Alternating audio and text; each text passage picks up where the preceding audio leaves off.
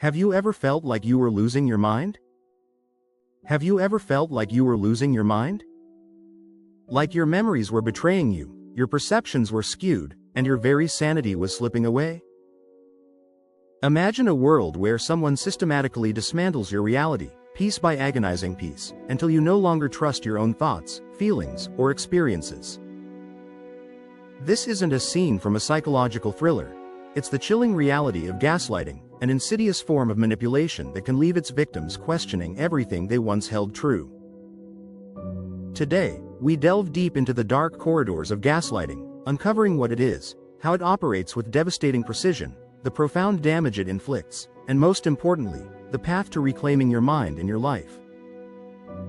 Gaslighting is a sophisticated and often covert form of psychological abuse where an individual, typically a gaslighter, systematically feeds false information to another person, the gaslightee. The primary goal is to make the victim doubt their own memory, perception, and sanity. The term itself originates from the 1938 play and subsequent 1944 film, Gaslight, where a husband subtly manipulates his wife into believing she is insane by dimming the gaslights and denying it, among other deceptive acts. This psychological warfare can unfold in any close relationship, romantic partnerships, family dynamics, friendships, or even professional environments. At its core, gaslighting targets an individual's sense of identity and self-worth, seeking to establish absolute power and control over them. The manipulators often derive a warped sense of enjoyment from this control or use it to emotionally, physically, or financially exploit their victims. It's a gradual process, often starting with seemingly minor distortions, but escalating over time to create a pervasive sense of confusion and self-doubt in the victim. The psychology behind gaslighting is complex, rooted in the gaslighter's desire for dominance and the victim's inherent vulnerability.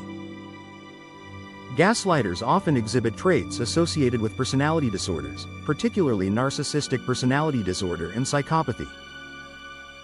These individuals possess a profound need to control others and will go to extreme lengths to maintain their fabricated reality. They present a carefully constructed facade to the outside world, making it incredibly difficult for victims to seek help, as their pleas are often met with disbelief. The insidious nature of gaslighting means that almost anyone can fall prey to it, especially those who are naturally trusting, empathetic, or deeply invested in a relationship. The initial stages of a relationship with a gaslighter can be deceptively positive, often characterized by intense affection and immediate intimacy, a tactic known as love bombing. This rapid establishment of trust makes the victim more susceptible to the subsequent manipulation. While gaslighting is often a deliberate act, some individuals may engage in manipulative behaviors without full self-awareness, having learned these patterns from their own experiences. However, regardless of intent, the impact on the victim remains devastating, and ignorance is never an excuse for such harmful behavior. The gaslighter's behavior is often driven by a deep-seated insecurity and a need to feel superior, projecting their own flaws and anxieties onto their victim. They thrive on the power imbalance they create, using it to bolster their fragile ego and maintain a sense of control over their environment and relationships. This psychological dynamic creates a toxic cycle, where the gaslighter's need for control feeds on the victim's increasing self-doubt. Understanding how gaslighting works is crucial for recognizing and ultimately escaping its clutches. It typically unfolds in a series of stages, each building upon the last to erode the victim's sense of self and reality. Stage 1. Lie and exaggerate. The process begins with the gaslighter creating a negative narrative about the gaslightee. This involves making generalized false presumptions and accusations that lack objective, verifiable facts. The gaslighter might say things like, "You're always so sensitive," or "You never remember things correctly." These statements are designed to put the victim on the defensive and plant the first seeds of doubt. They might deny events that clearly happened, or invent scenarios that never occurred, all with a calm and convincing demeanor that makes the victim question their own memory. For instance, a gaslighter might vehemently deny saying something hurtful, even when confronted with evidence, insisting that the victim is misremembering or fabricating the event. This initial phase is subtle, often dismissed by the victim as a misunderstanding or a simple disagreement, but it lays the groundwork for deeper manipulation. Stage 2. Repetition. Like a relentless drumbeat, the falsehoods are repeated constantly. This psychological warfare ensures the gaslighter stays on the offensive, controlling the conversation and dominating the relationship. The sheer volume of misinformation grows, making it increasingly difficult for the victim to distinguish truth from fiction. The gaslighter will reiterate their distorted version of events, often with slight variations, until the victim starts to internalize these false narratives. This constant reinforcement wears down the victim's resistance, making them more susceptible to believing the gaslighter's reality. They might hear phrases like, "I've told you this 100 times," or "Everyone knows you're forgetful," chipping away at their confidence and memory. Stage 3. Escalate when challenged. When the victim attempts to confront the gaslighter or present evidence contradicting their lies, the gaslighter escalates the dispute. They double down on their attacks, utilizing denial, blame, and misdirection.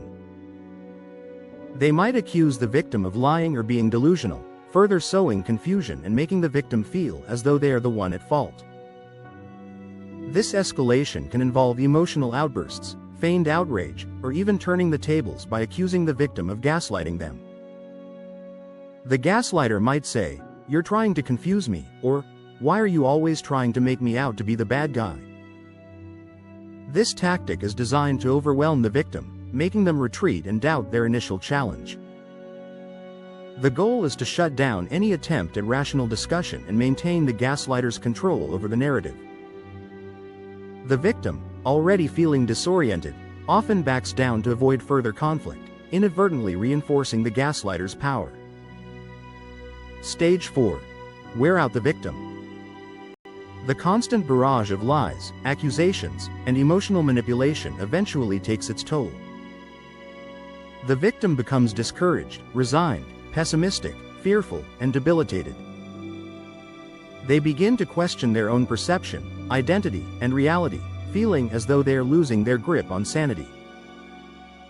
This stage is characterized by a profound sense of exhaustion and hopelessness. The victim's mental energy is drained by constantly trying to make sense of conflicting realities, leading to a state of chronic confusion and anxiety. They may withdraw from friends and family, feeling ashamed or unable to articulate what they are experiencing. The gaslighter's relentless assault on their perception leaves them feeling isolated and vulnerable, making them even more dependent on the abuser for a sense of stability, however false it may be. The victim might start to believe the gaslighter's assertions, thinking, "Maybe I am crazy," or "Perhaps I really did imagine that." Stage 5. Form codependent relationships. In this stage, the gaslighter fosters a deep sense of insecurity and anxiety within the victim. The gaslighter becomes the sole arbiter of truth, acceptance, approval, and safety. The victim, now isolated and self-doubting, becomes excessively reliant on the gaslighter, forming a codependent relationship based on fear and vulnerability. The gaslighter carefully cultivates this dependency, often by isolating the victim from their support networks and undermining their confidence in all areas of their life. They might criticize the victim's appearance, intelligence, or social skills, making them believe that no one else would ever want them.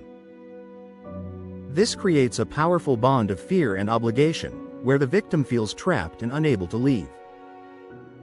The gaslighter's control extends to every aspect of the victim's life, from their finances to their social interactions, further solidifying the codependent dynamic. The victim's sense of self is so intertwined with the gaslighter's narrative that they struggle to imagine an existence outside of the abusive relationship. Stage 6. Give false hope. To prevent the victim from completely breaking away, the gaslighter occasionally employs a tactic known as hoovering. They may show mildness, moderation, or superficial kindness, offering false hope that things will improve. This calculated maneuver lulls the victim into a false sense of security, reinforcing the codependent bond before the cycle of abuse begins anew. This period of apparent calm and affection can be incredibly confusing for the victim, who desperately wants to believe that the gaslighter has changed. The gaslighter might apologize, buy gifts, or act like the loving partner they were at the beginning of the relationship. However, this is merely a manipulation tactic designed to keep the victim hooked. Once the victim's guard is down, the gaslighting resumes, often with increased intensity. This cycle of abuse and false hope creates a trauma bond, making it incredibly difficult for the victim to break free. They cling to the moments of kindness, hoping that the good version of the gaslighter will eventually return permanently, unaware that this is just another facet of the manipulation. Stage 7. Dominate and control. The ultimate objective is achieved. The gaslighter has successfully established absolute control and dominance over the victim. By maintaining a constant state of insecurity, doubt, and fear, the gaslighter can exploit the victim at will, fulfilling their need for power and personal gain. In this final stage, the victim's sense of self is almost entirely eroded. They exist in a state of constant hypervigilance, anticipating the gaslighter's next attack and trying desperately to appease them. The gaslighter's reality has completely supplanted the victim's own, leaving them feeling helpless and entirely dependent. The gaslighter may use this control to extract financial resources, emotional support, or simply to satisfy their own sadistic need for dominance. The victim, stripped of their autonomy and self-worth, becomes a mere extension of the gaslighter's will, trapped in a psychological prison of the abuser's making.